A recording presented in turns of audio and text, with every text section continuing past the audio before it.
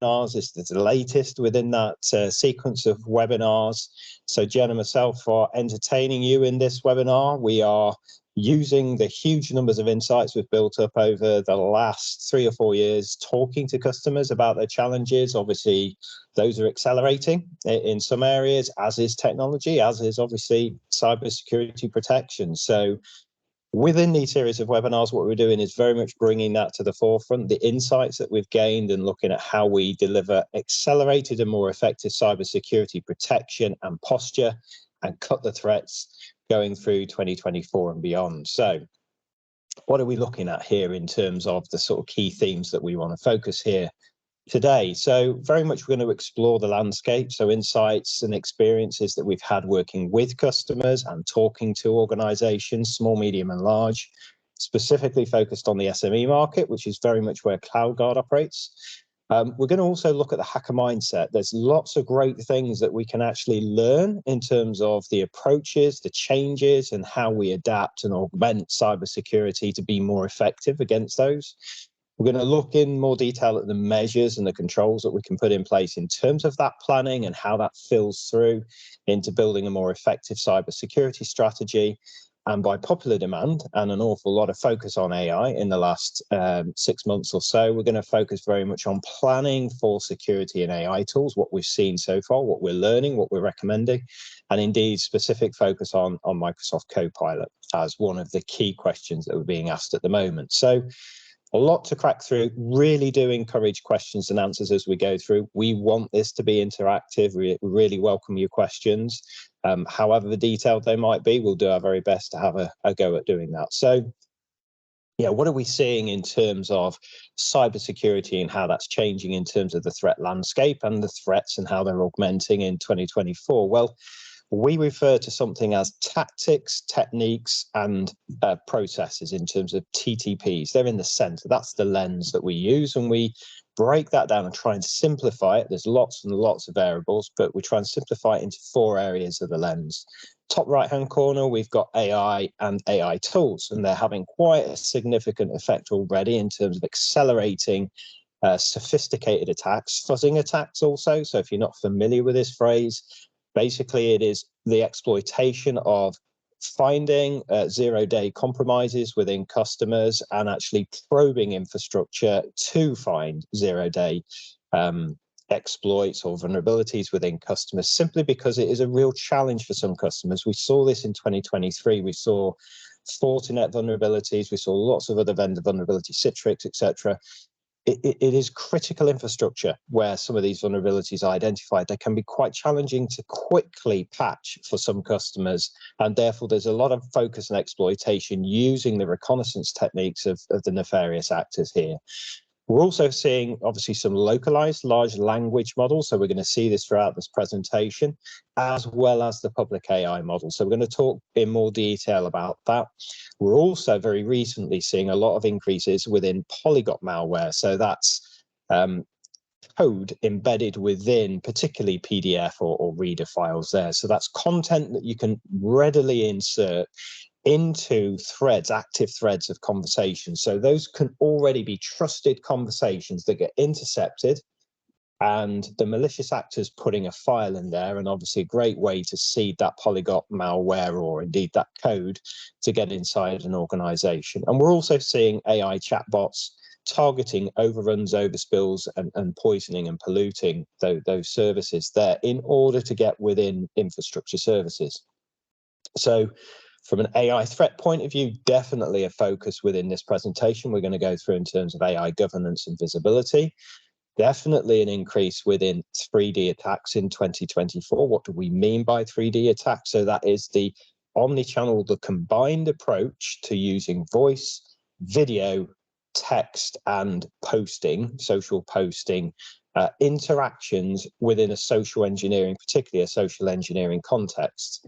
Now, very prevalent is voice scams, and they are highly effective. We're seeing very, very high degrees of accuracy, 97, 98% in terms of that voice scamming recognition being used. We've seen it more recently in the MGM and the casino attacks there, where they were calling service desks, you know, obviously imposing or impersonating the personnel within those organizations. We're now starting to see that in terms of AI code development and assurance and security testing.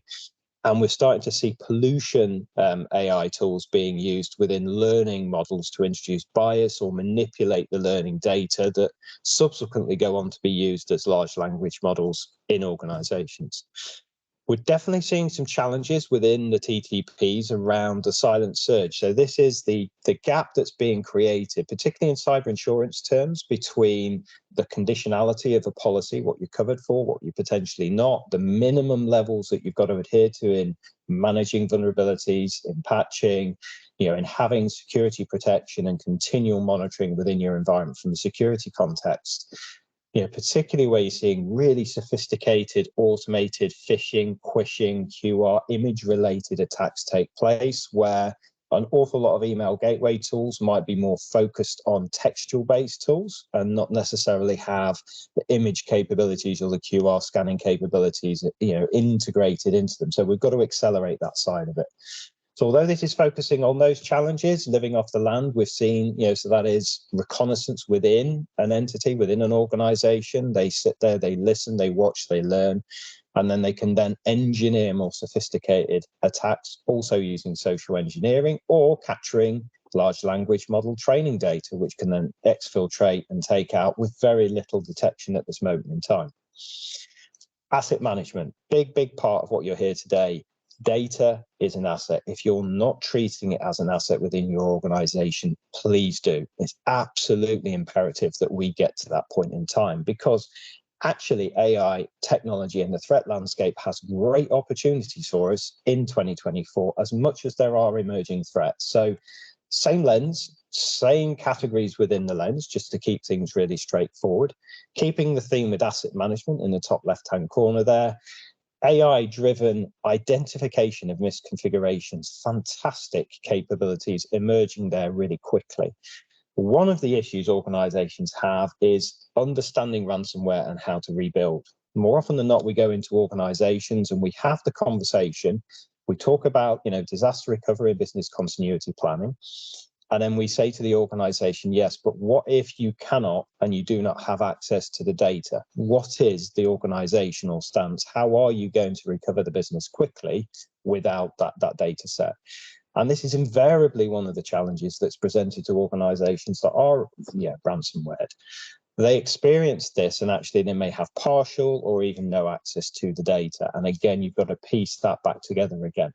What AI is enabling organizations to do here is actually build in automated system recovery and reinstatement services, both for data and for systems. It also enables us to use rapid breach wiping techniques, and we're going to see more of those come to the forefront in 2024. So multimodal attacks will become more common, so different angles, 3D attacks, etc. We will also see multimodal attack surface scanning able to pick that up in real time, and able, if we enable it, to take automated responses to that. So a lot of the focus on visibility is getting more real-time analysis, and you're going to see that start to come through in where organizations, where entities are seeking to invest in 2024, and reducing that time to intercept. That's the key metric that we're looking at. Obviously, the time to resolve is still absolutely as key, but it's the time to intercept and disrupt the attack profile that we're very much focused on there. Over on the right-hand side, very much using AI to drive predictive modeling. So we're trying to understand more about how an attack will evolve and the autonomy of that attack in order that we can actually effectively develop endpoint learning, vulnerability management, and behavioral analysis to give us faster malicious activity identification. Again, coming back to those key metrics. What we see in the AI actions there, again, 3D attack preventions, more organizations moving to passwordless security, I should say, sorry. And again, looking at XDR scanning capabilities and embedding AI in the governance and the visibility of data ingressing in your organization, going through the supply chain and egressing the organization. A lot going on there. So what we're going to do is try and break this down in terms of where organizations can prioritize. But actually, before we do that, we thought it'd be really useful to actually just look at the hacker mindset, because there's some really important elements that we can take away from the hacker mindset and start to build into the way that we approach this. 6 very basic points here. So the first is the principle that a lot of hackers are working to is the power of good enough. What do we mean by that? What we mean by that is perfection takes time. It also introduces within the sequence of events indecision and delays, whether it's technological change, taking on board greater tool analysis or organizational interoperability. What we're saying is they can see those opportunities and they see that as timing. And what we've got to do is reduce that. So again, the power of good enough is let's try this, let's test this, let's put these analytical rules in, let's tune and optimize them over time rather than try and reach perfection in the first instance.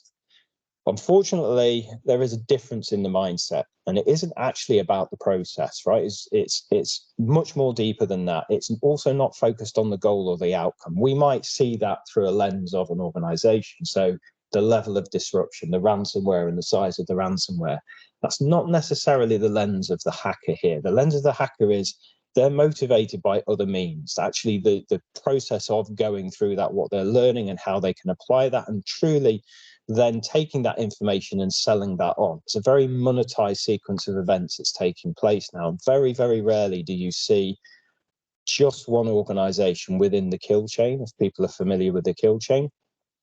The kill chain, something that was developed over 40 years ago now. But again, it's that sequence of maturity that hackers go through to get into, to exfiltrate and to ransom organizations from Lockheed Martin. So what about the third point here? Where do we learn? So adopting an external perspective is really, really powerful, because more often than not, we hear organizations say, look, we're all good. We've got all the cybersecurity that we need. And there are many organizations out there, unfortunately, that have been in this position where they have been breached and they have been ransomed. So how are we determining that we're okay and that we've got this unless we're regularly testing, unless we're challenging, unless we're taking that external perspective? Because the organization itself may regard itself as secure, but the hacker will be trying to find weaknesses from the external perspective looking in. And that's why we've also got to take that lens. They also know, from a hacker mindset point of view, silos exist in organizations, whether it's between security teams and IT or IT in the business, and they're looking to exploit that. And you're seeing this become very prevalent in terms of SaaS and cloud-based applications. What do we mean by silo? We have to encourage the business to be more collaborative together. Users have limited time.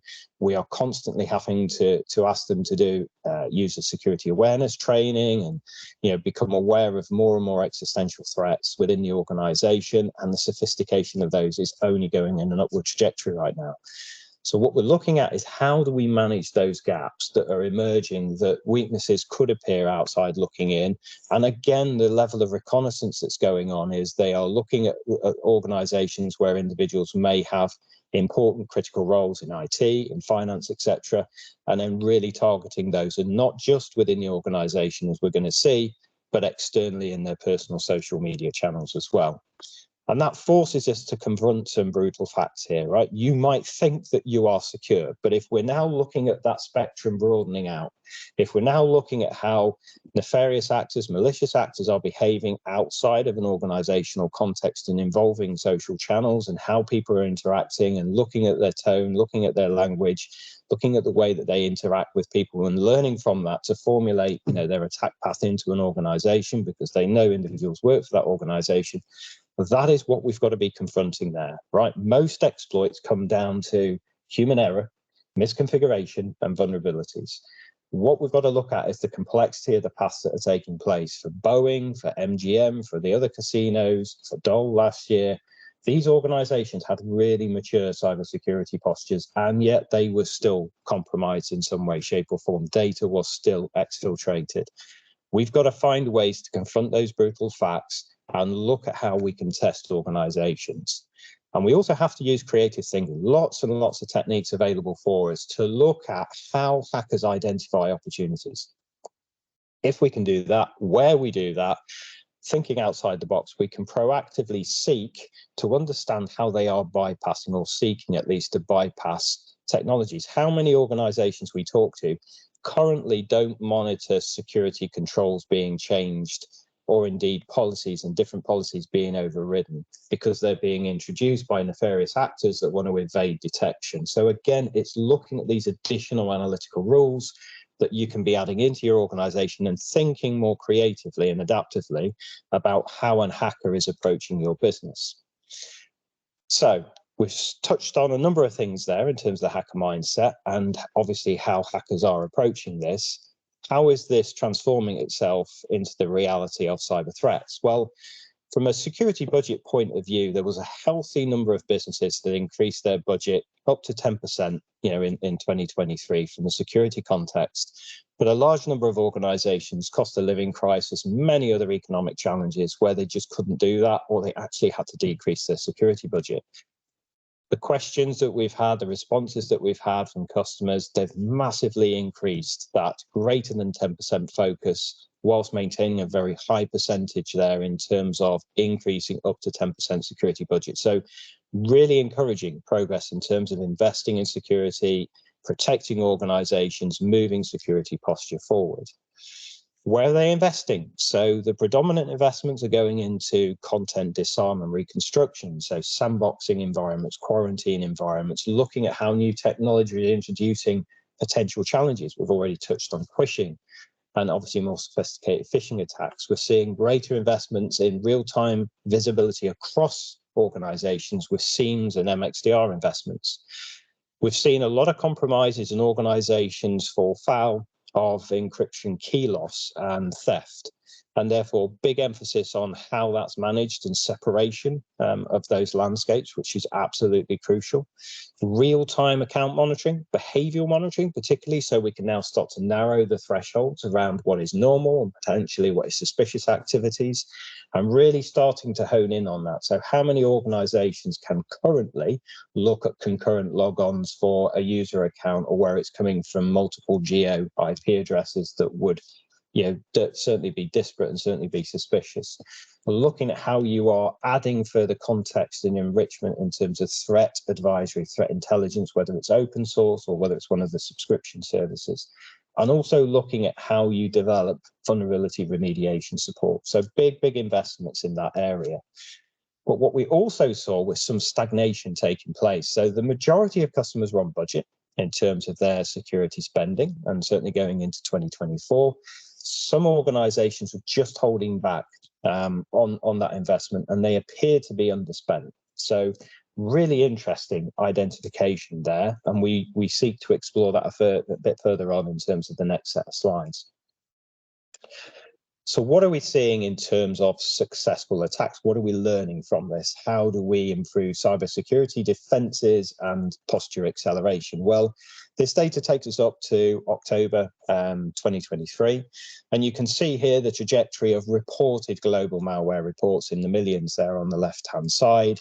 That very much is focused on the 3 or 4 top areas here, so data breaches and reputational damage, disruption to business through denial of service or loss of business revenue, leading to ransomware payments. So that's very much the dominating part of malware and obviously ransomware-led attacks.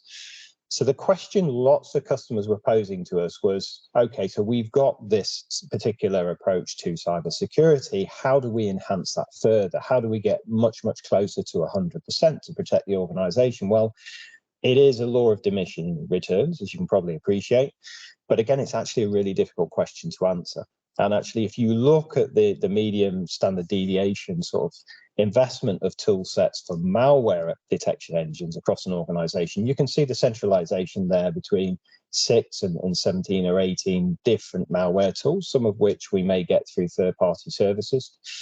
But again, you can see there are very few organizations in that top part of the equation there in terms of 25 or 25 plus malware engines. And you can see the law of diminishing returns there. That is just the technology. We've got to come back to the TTP, so the tactics and the procedures, to very much look at how organizations do tighten that gap and get closer to 100% without the cost and the complexity of putting in plethoras of tools to try and actually move the organization just incrementally forward. So when we started talking to customers about this in 2023 and said, what are the gaps, what are the challenges as we go into 2024, we very much came to these conclusions here, or these challenges within cybersecurity. So when we say complacency, it's organizations that believe that they have very strong cybersecurity posture, but that is not based on, frequent and continual evolution of their cybersecurity. They may well have had compliance-led checks, whether it be PCI, HIPAA, or any of the others, ISO 27001, Cyber Essentials Plus, in the last 12 months. But again, it's not repeated within that same time cycle. So again, it's about understanding how we are making those statements and what happens if the organization is compromised. It's about a level of consistency in education, consistency in the way that we're applying security policies, how we're embracing new technologies, whether it's AI, whether it's Copilot or any of the others, and how businesses are changing and adapting more readily to absorb these, to take advantage of them, because they clearly do. They do enable tremendous competitive advantage. But again, how businesses can coordinate all of that change that's taking place, and of course, collaboration. So it's how, when business resources are so stretched, we can work with the organization and the employees to understand the key weaknesses. So invoice manipulation or invoice change of details, etc. How do we put those processes in place? How do we automate? How do we detect requests are being made for this? How is that being validated with the end source, that genuine end source that wants to change those details, and so on and so forth? So looking at these were the 4 key areas. And actually, when we started to say, so why are some organizations underspent in cybersecurity? Well, a lot of organizations were highlighting technology is changing so quickly. Are we covered? Do these tools cover AI? Do we have the guardrails for AI? Staff retention, staff turnover was a very big part of that equation. We're waiting for the new CISO role to come into the organization, new IT security role to come into the organization. Regulatory change, having a massive effect on organizations, as well as whether it's colleagues, competitors, communities that are indicating responses to breach, lessons learned. What do we need to be changing? What do we need to be prioritizing, depending on where your current security posture is and the risks and likelihoods to your particular business? So those are genuine reasons why investments would be delayed, would indicate underspending within there. The other question organizations were asking here in terms of the gaps was, okay, there's lots of different security accreditations. Which one is best? Not a simple answer, right? But the answer that we would always give is organizations that invest in implementing and continually reviewing and evolving security controls. So it really isn't a huge amount of difference between Cyber Essentials Plus, ISO 27001, CIS version 8X, NIST version 7X, or any of the other security accreditations where there is independent external validation of what you're doing. They put very similar controls in. If you are putting those in, if you are maintaining, if you are evolving, if you are managing those within the organization, those are the best practices that you need to be focused on. Most organizations, you can see there, predominantly looking at Cyber Essentials Plus, ISO 27001, also a very common standard. So they embed best practice into an organization. They embed ISMS strategies within your organization. Organizations that put those controls, those systems, those processes in are much less likely to be breached. They will have controls to detect that. They will be able to respond more effectively. So I guess the key elements that we take away, the cause of the gaps, is around a lack of focus or continuity in continuous improvement over the period of time, fostering that collaborative security first culture when the business is trying to achieve so much, it's changing so quickly, it's rolling out, it's adapting, it's augmenting these technologies, particularly AI and Copilot technologies, and it's overloaded communication. So it's being more succinct. What are the priorities we need to focus on? How best to communicate with the different elements within the organization? Much harder in larger organizations, but we've got to find smarter, more effective ways to communicate, to engage, to collaborate, to maintain that level of engagement as one of the key challenges within business and cybersecurity. So speaking of challenges, how do we help customers? Well, we take a very segmented approach to the market in terms of personalizing that and working with customers. And again, it's a progressive partnership-led approach. So the assessed services that CloudGuard have, a wide increasing range of those working with organizations that already have solutions but need to augment those through to our protect services. So that is running the MXDR services from Microsoft Sentinel. The enhancement services, so whether it's threat enrichment, it's vulnerability management, it's CISO strategy advisory and identity protection within organizations to massively enhance, and everything focuses on continual improvement within the CloudGuard portfolio, within every customer that we work in. Most organizations will adopt a very similar approach internally, or whether they're working with other partners, but again, it's this emphasis on continual evolution. The problem that we're seeing in smaller organizations is they'll put a tremendous amount of effort to achieving, say, Cyber Essentials or Cyber Essentials Plus, but then other priorities also take their time within an organization. The same can be said for a lot of IT departments. They don't have a dedicated focus on security, and you can miss things when organizations do obviously wear multiple hats in roles, and those hats obviously have to handle different priorities within an organization. So what does the most effective approach look like? Well, really simple wheel. Obviously, at the heart of everything that we are saying here is continuous improvement. And again, just want to focus on simple one-word actions that we want to get over here to customers, and I particularly want to emphasize the last two of these as being the most important lessons that we have learned, that we have seen in customers and organizations in 2023 and need to be focused on in 2024. So the first aspect of this is baseline. Whatever your posture, whatever your starting point, whatever your customer base is, whatever the size of supply chain, whatever your current cyber history is, complete a risk assessment and understand the gaps, understand the priorities that you need to focus on. That then can be connected to security goals that the business can invest in, that can prioritize in terms of resources, and it can support the organization taking on, transforming, using AI-led technologies as well. And with those security goals that you can understand, you can build a strategic plan that is aligned to the organizational goals as well. So again, the two work in harmony, and the boards and the investors and the organization can understand and correlate between the two. There is a continual review cycle, clearly, but again, take the policies that you have today, understand those configurations, use technologies, use AI to understand any misconfigurations, any opportunity for misconfiguration.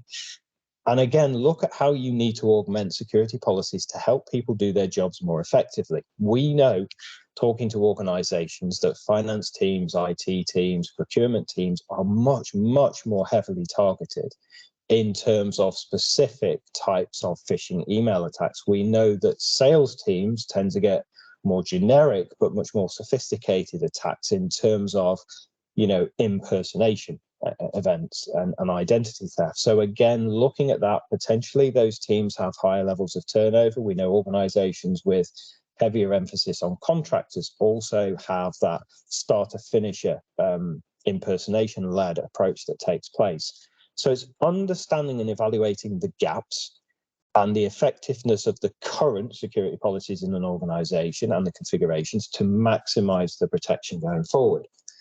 Then we get to the discovery. So what we're trying to do here is we've got to a point in time, we've got our baseline, we've got our checkpoints, we're moving the organization through that review cycle, having agreed the goals, and we are trying to discover where the biggest gaps are, prioritize those, and move into, obviously, a minimization, mitigation of those to the organization.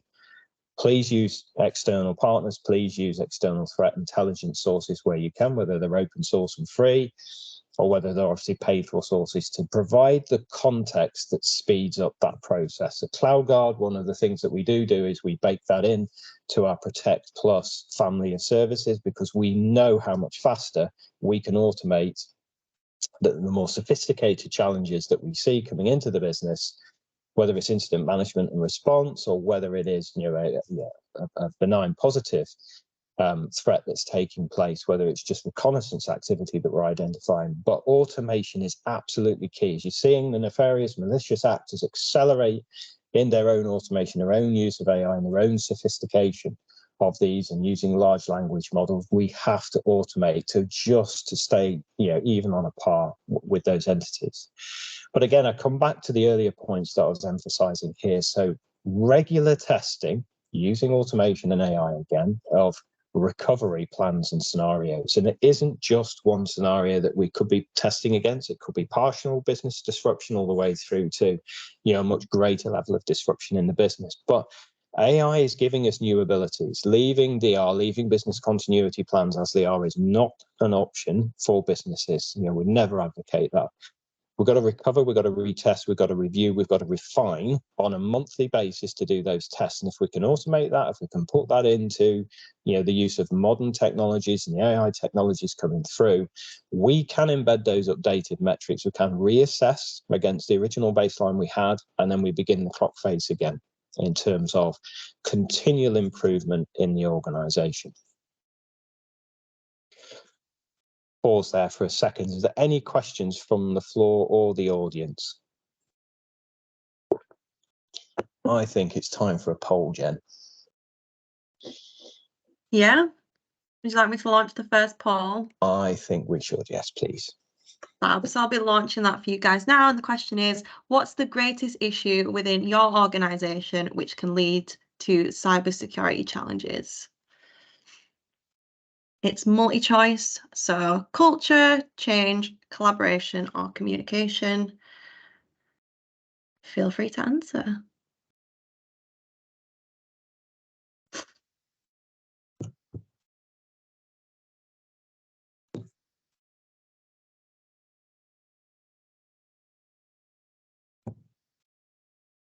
Bob, how are we doing? Oh, very split. So the biggest one, 33% of you said culture. Oh, 30% said communication, 20% said change, and 20% said collaboration. Hey, thank you for your input. So I think there is a very clear alignment from what we're seeing in the workplace, talking to businesses in terms of culture being the challenge and collaboration. So it isn't just fatigue within security and IT professionals, it's fatigue even within user bases. The wealth of attacks and overwhelming sophistication of some of those attacks, and the help and assistance that we need to more effectively provide to them to navigate the challenges they're being presented with, to look at the processes and how they're augmenting in the business. And again, it is absolutely communication that is the leader there in terms of working with and helping the wider business solve those problems together.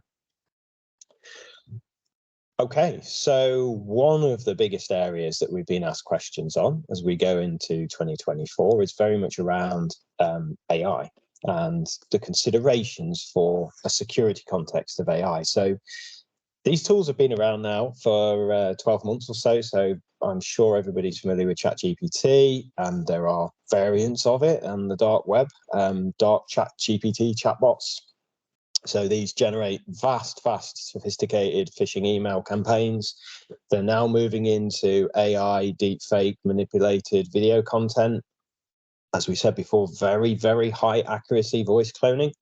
And again, they are leading to deepfake transfer scams, and you're seeing lots and lots of that come to the fore now. Auto poisoning. So we're going to see this not just with chatbots and malicious code and backdoors within generated code if you're using some of the code development AI tools, but also in large language model training bias and in data reconstruction and inversion techniques via backdoors, so they can come into organizations. So it's really quite difficult to start to spot some of these, and existing security tools, not necessarily all of them, but some of them just cannot spot the sophisticated attacks that we're doing here. And again, you've got what we're referring to here is cascading supply chain related attacks. So looking at authentication software between, supply partners, etc. Smaller entities, your 5, your 15 employee organizations won't be able to invest in or have the same level of security as yourself. So it's about how you work with and how you enforce supply chain and partner standards, working in collaboration with them as well, because we are trying to minimize the gap in the weakest link in the chain very much in this approach. And again, I think very much in the last couple of months, we've seen the general release and announcement for the Microsoft Copilot toolset and cohorts. So Windows Copilot, Microsoft 365 Copilot, Copilot for GitHub, and obviously now Security Copilot. So Throughout all of this, what we're seeing is, increased emphasis coming through in terms of some of the sort of same campaigns we've seen in 2023 in terms of leaking code, injected backdoors, exfiltration code copies, all the way through to obviously quishing and phishing, and now organizations being presented with the challenge of how do we manage data moving in and out of public generative AI models and some of these other tools that we've got that organizations understandably want to explore and enable as quickly as possible.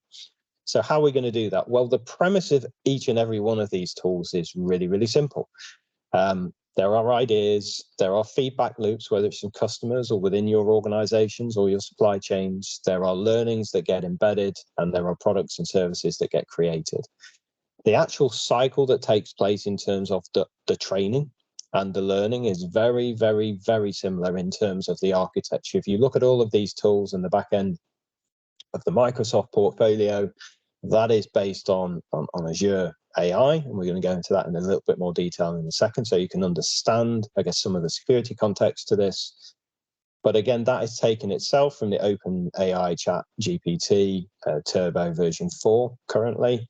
So again, it's understanding what these technologies mean for organizations, how we proactively enable, but work with the business functions, with the wider organizations, with the supply chains to enable, but also to secure in parallel. Because I would say right now, the vast majority of customers we are talking to are enabling to some extent, and we're going to see that, these technologies, but the security discussions are lagging behind. So let's just take Microsoft's Copilot security. And again, it's very similar across the Microsoft cohort. It's very similar when you start to augment this across other AI tools as well. So Copilot, sophisticated processing orchestration engine that is AI powered, as we just touched upon, in terms of the Azure AI capabilities. It's connected to content production in a large language model with Microsoft Graph.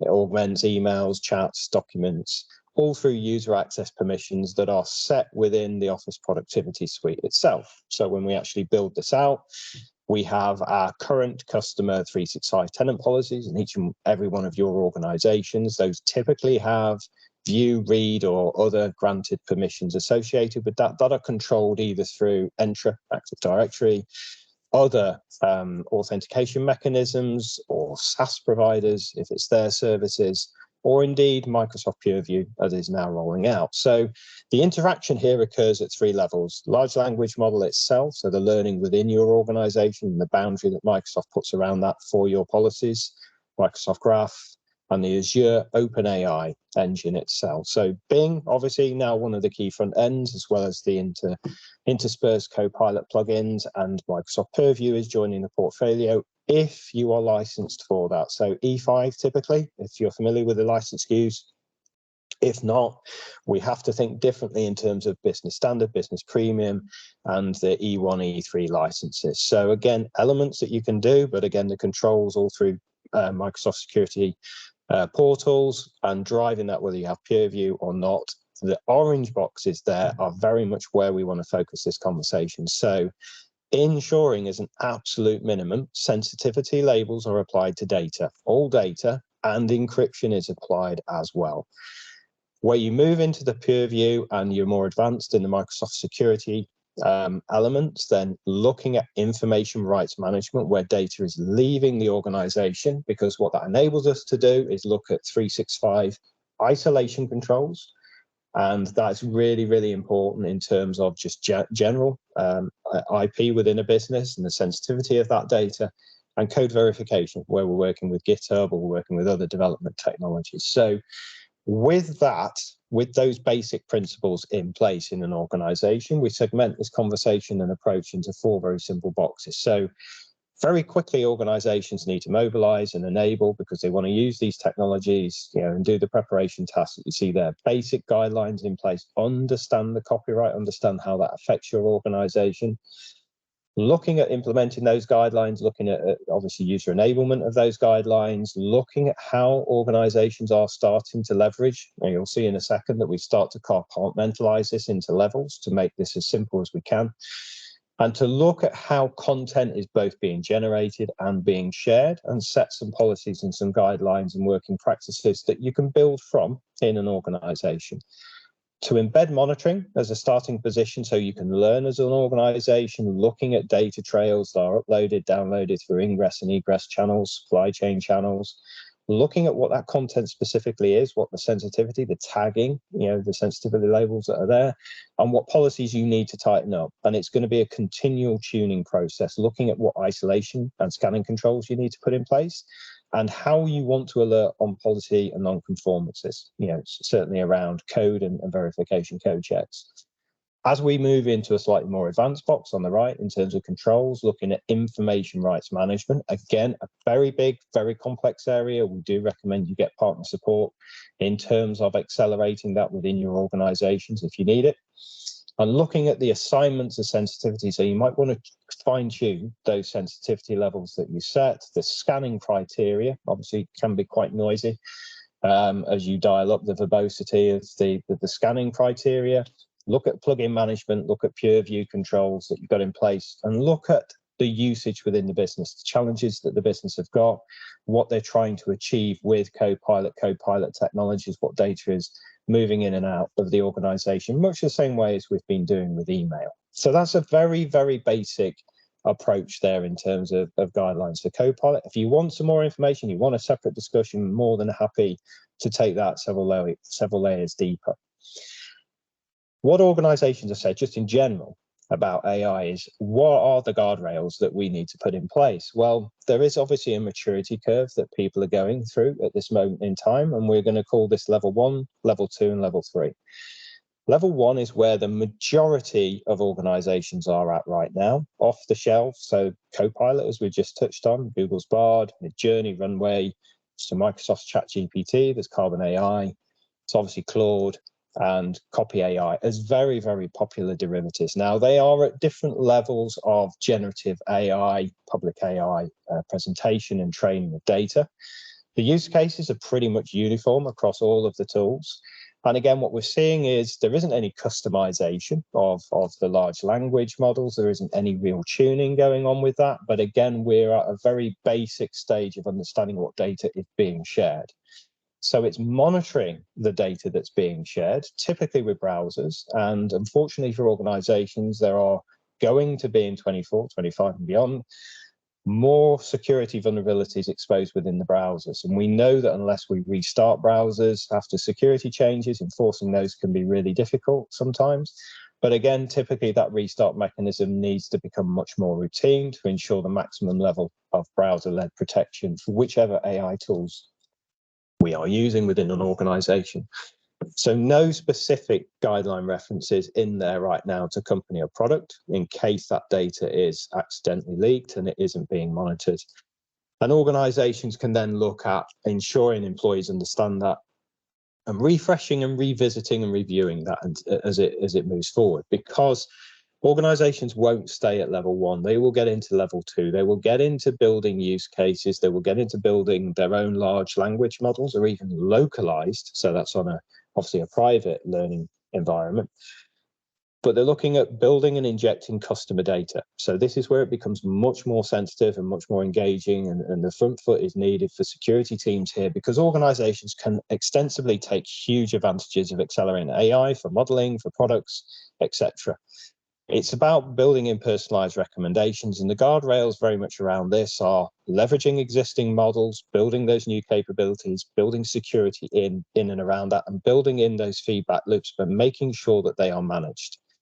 For some organizations, they will go to level 3. Today, use cases are streaming services, educational content, many organizations that are using Llama and Claude, and TikTok's obviously just launched Lego, which I would describe probably more towards the layer 2, level 2. But this is about, fully engaged, fully content personalized models at scale.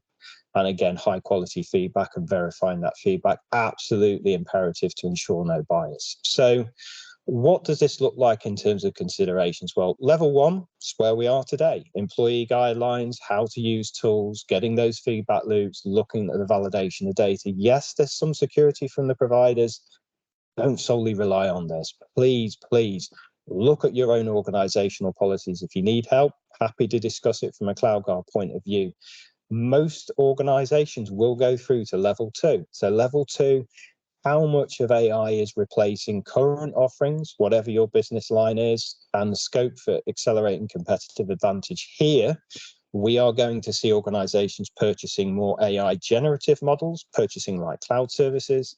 And again, you will need partners to help accelerate that. What we are protecting, what we need to secure very much in this zone is training data, the tuning that's personalized to your organization, the customization principles, guidelines, whether it's your developers or whether it's lines of business, how they are rolling that out within your organization. And for those that do progress 2026 and beyond, we believe level 3, this truly gets into being an AI-led organization, product redesign and release processes through to the entire customer experience. Here, lots and lots of customization of proprietary company data. If you are in an organization that will be sold, this will become the new forefront of, what are the IP creation, what are the you have secured, and it needs to have been done from the get-go. And how organizations will be packaged up, obviously, and then integrated to other organizations will be an absolute focus and consideration in AI modeling going forward. So I'll very briefly summarize this and then turn the floor over to questions. So planning and security measures, what we've got basically here, 6 areas we would ask organizations to focus on. Security controls being number 1. Absolutely ensuring those are continually reviewed and aligned, but enable the organization to be adaptive, to be responsive, to take on these new technologies, to only do that when they've got real-time visibility. Number 2, to build, as you all identify, collaborative culture, in terms of open, immersive communication that embraces innovation, ideas, and support, but security first led. Managing data as an asset, so lots of attacks will occur on containers as we go forward, much more on identity, much more on AI processes and logic and training data. So managing the classification of that data becomes absolutely imperative, as does continual review. And at that point, I will actually pause, and before I turn it over to questions, just ask the second question if I may, Jen. Yeah, you ready to launch the second poll? So the second question is, where do you consider your AI cybersecurity maturity? Again, there's 4 answers for this. So level 1, level 2, level 3, or you haven't started yet.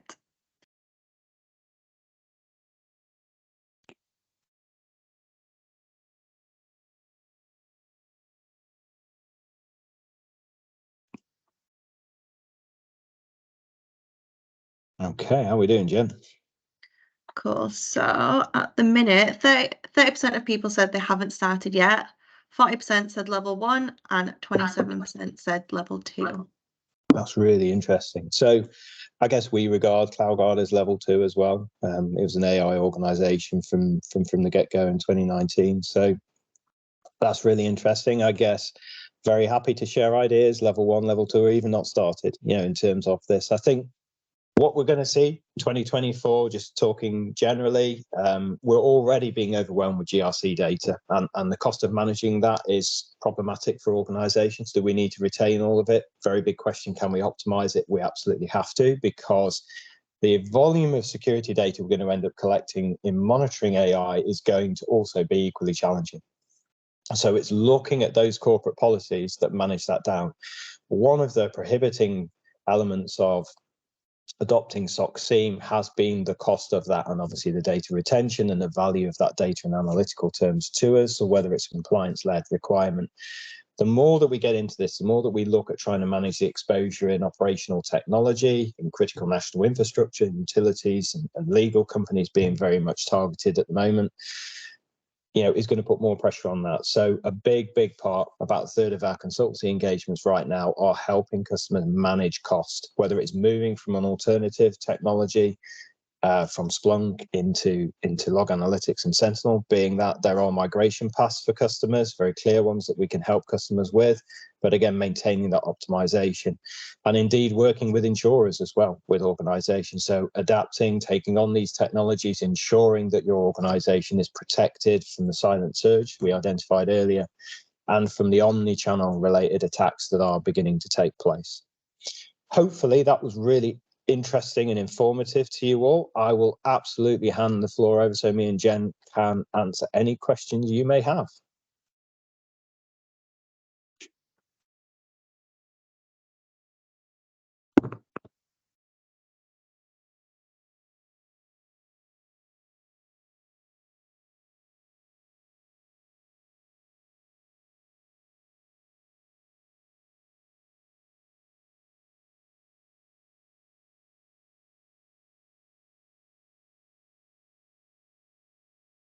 I feel like you've left everyone so stunned.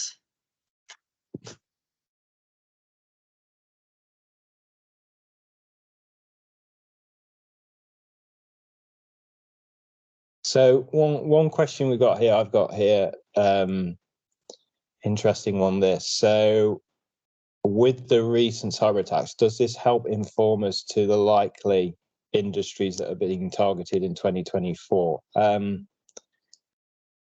Please answer the question, Marta. I'm happy to answer that as well.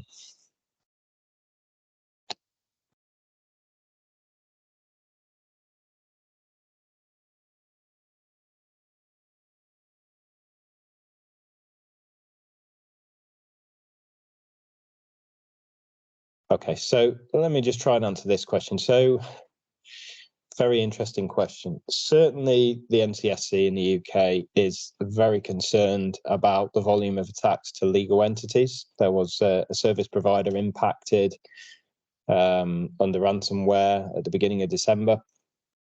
It did reach national headlines because of the impact it had, and that has definitely heightened the focus on organizations being targeted within that sector because it's been so disruptive. Certainly critical national infrastructure and governmental targets are being targeted. We are in an election year, both in the US and the UK, and that always increases the emphasis. You are seeing large language models being widely used and adopted and shared in the dark web. And with that, the compromised information is being automated, and they're obviously trying various credential hacking, credential theft techniques, all the way through to different impersonation techniques. So I do believe the service sector, financial services, obviously very heavily targeted already, legal services, managed services providers, critical infrastructure utilities, will continue to be very heavily implicated. What you are also seeing is operational technology being more heavily targeted. So you've got utilities, oil and gas, manufacturing organizations where you've got legacy platforms, and also the health service running legacy operating systems. And those can't be updated, and therefore they are more vulnerable, and therefore we have to put additional controls in or segment those still further where we're adapting and we're using different technologies. What was the other question, Jen? Sorry, I didn't see that thing. So, second question, for the strategy cycle you were mentioning, how often should it be completed based on best practices? I would recommend every 3 months. That's what we say to our customers right now. And I think there are 3 influencing factors to that. The first is the rate of threat evolution in the marketplace and the use of obviously differing technologies and now omni-channel approaches, multimodal models as they refer to them all. I think the second is the rate of technological change. So long-term commitments to security products, I think, will be seriously reviewed by lots of organizations. We recommend only 2-year commitments, as an optimal period right now for organizations. I think that's going to become uniform across all the product vendors. And again, for them to demonstrate that they are augmenting their technology, not just in terms of detection, but resolution rates with customers. So, the measure is not just we've alerted to this, it's actually we've helped you mitigate and resolve it through automation. I think the third aspect is your business change, right? So how frequently does your business change? That's going to accelerate if it's user identity, if it's impersonation, if it's processes, if it's the use and rollout of AI and automation technologies. Organizations will have to review security on a quarterly basis. And, we will try to collectively as an industry make that as lightweight but as effective as possible using automation. But continual evolution reduces that quarterly burden as well. And then we have another question. So you yourself, what would you consider the biggest challenge in your position, Matt? Great question. It is a great question. There are many. Hopefully that wouldn't be a surprise. I am truly struggling to keep up with the threat landscape and how that's affecting different organizations right now and how organizations prioritize. So one of the approaches we took very early on at Ward, Jav, myself and the team in CloudGuard was, what are we focused on in personalizing with organizations? And you come back to a very basic calculation of risk within an organization. You look at the maturity of an organization from a cyber posture and security point of view. You look at previous threat history. You also then look at the likelihood of attacks using both external threat intelligence and obviously the internal data you've got access to. And what's going on, take the barometer of the user experience there and multiply that by the business impact. And again, there's tools and techniques we've got very quickly that can help organizations do that. We do this on a monthly basis in CloudGuard. And, we're constantly evolving the automated recovery plans and learning from that. And it's that learning and almost perpetual learning that we are putting in place that can be really, really difficult to keep pace with in terms of that and prioritize, but we have to do that.